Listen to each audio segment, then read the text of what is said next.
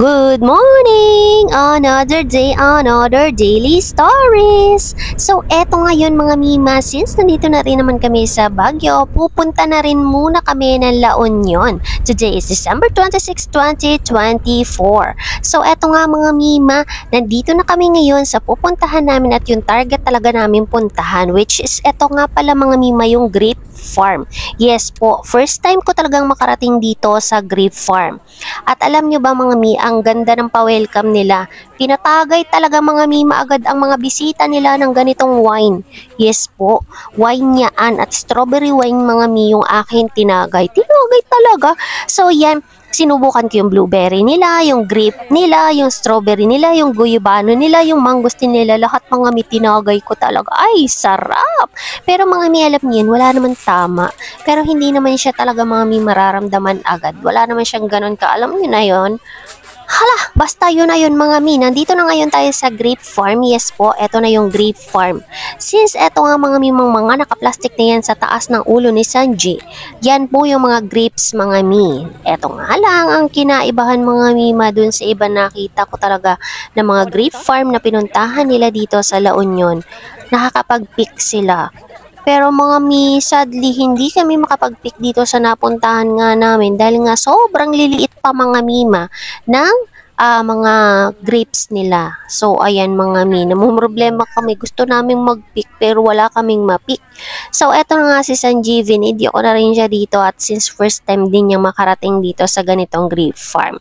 So, lahat naman kami satisfied naman mga Mi dun sa mga nakita namin. Ayan, ganyan pala yung puno ng mga grapes. Ala, ako'y kain lang ng kain ng grapes ay hindi ko naman alam mga Mi mga itsura talaga ng puno. So, yan pala yon. O, diba bongga?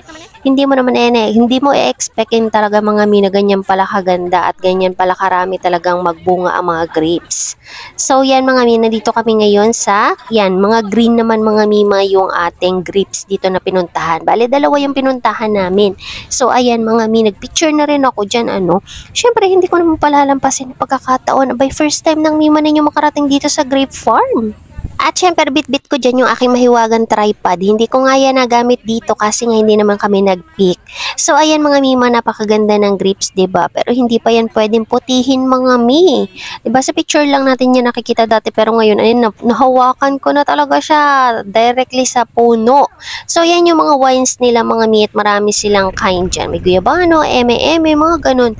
At eto na, fast forward tayo mga Mima. Naghahanap kami ng beach resort.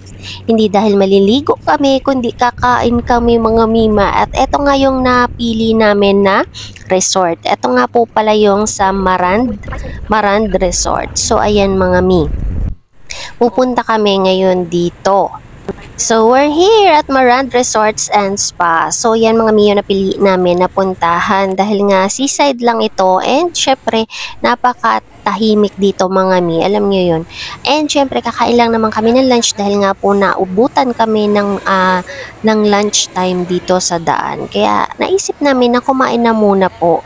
So, eto, habang namimili po si ate ng kakainin namin, naisipan nga rin namin na pumunta na rin sa seaside dahil nga po mga Mima, hindi naman dahil maliligo kami dahil nga wala po kaming dalang panligo, which is talagang nasa plano namin kami ay magliguan, kaso nga lang po parang tinamad na rin kami dahil sobrang init mga Mi.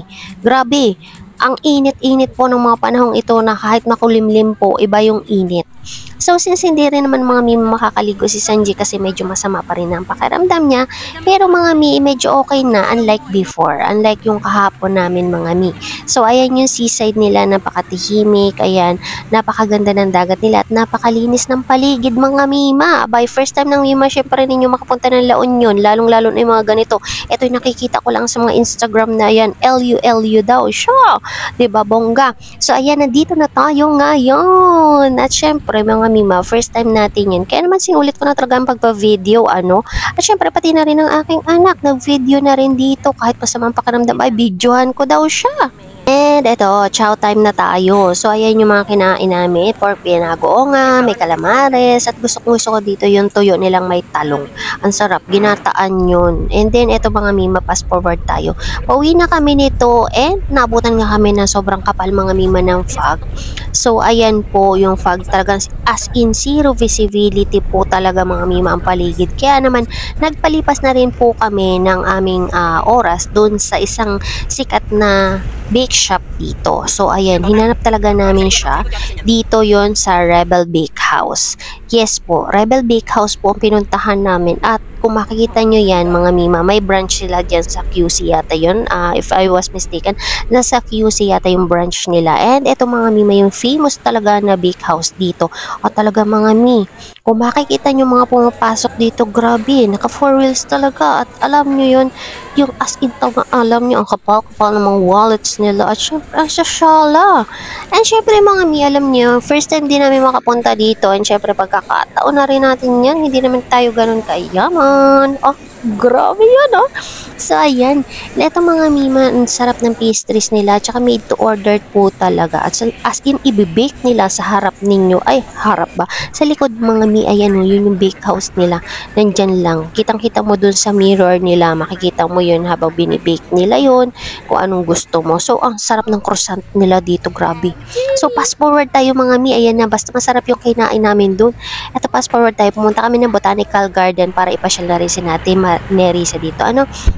And then, of course, pagkatapos namin dito, pumunta na rin po kami ng Ride Park. At ayan, naglakad na lang kami mga mima dahil nga malapit-lapit din dito. And malayo rin po yung pinagparka ng aming sasakyan. Kaya naman mga mima, naglakad na lang din po kami. And isasakay ko sana si Sanji dito sa kabayo pero ayaw niya talaga kasi nga nadala siya nung huling sakay niya doon. Pumunta kami ng Occidental Mindoro, nalaglag talaga mga mi yung anak ko kaya ayaw na niyan sumakay sa kabayo. Nagkaroon siya ng konting takot kaya naman mga mima nung nakita niya itong kabayo ay ayaw na niyan sumakay. Since ito ang mga bata na lang talaga yung pinicturean namin, ayan, nagpicture-picture at nag-video na rin ako. At hindi nga namin napuntahan ito nung nakaraan itong Ride Park kasi nga nakapunta na rin naman kami dito. Pero ito mga mi, nandito tayo ngayon dito sa famous fountain syempre ng Ride Park. So, nakita ko to ng umaga, ngayon ko lang siya makikita ng gabi.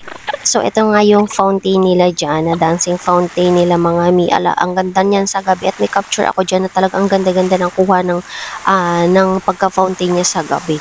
Grabe ang kulay niya at alam niyo, muntik pa akong madapa dito ka-video ko dyan. Sinimulan ko talaga doon sa kabilang dulo hanggang sa kabilang dulo at muntik na talaga akong madapa niyan mga mi.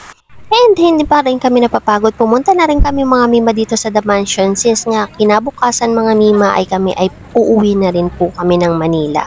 Kaya naman mga mima, sinulit na rin namin ang pagkakataon na makapunta na rin dito sa The Mansion para makapagpa-picture na rin po kami. And fast forward tayo, dumaan pa kami sa SM para kumain ng mga mima ng dinner. Kahit medyo busog-busog pa po kami. Kaya naman dito kami kumain sa Shakey's. And since yun na nga mga mi, ang dami na rin kulang doon sa mga orders nila. Kasi nga daw hindi na available. And syempre, ayan po, fast forward tayo. Ayan mga mi, pauwi na kami niyan. And syempre, nakaramdam na rin kami ng pagod kaya naman umuwi na rin po kami. At bibigyan ko kayo ng konting pasilip sa mga photos namin nung nakaraang akyat namin sa La Union. And eto na yan mga mima. Maraming salamat sa inyong panonood. Abangan ang susunod naming mga kwento. Pakilike and follow na lang ng page namin ni Sanji. Bye-bye!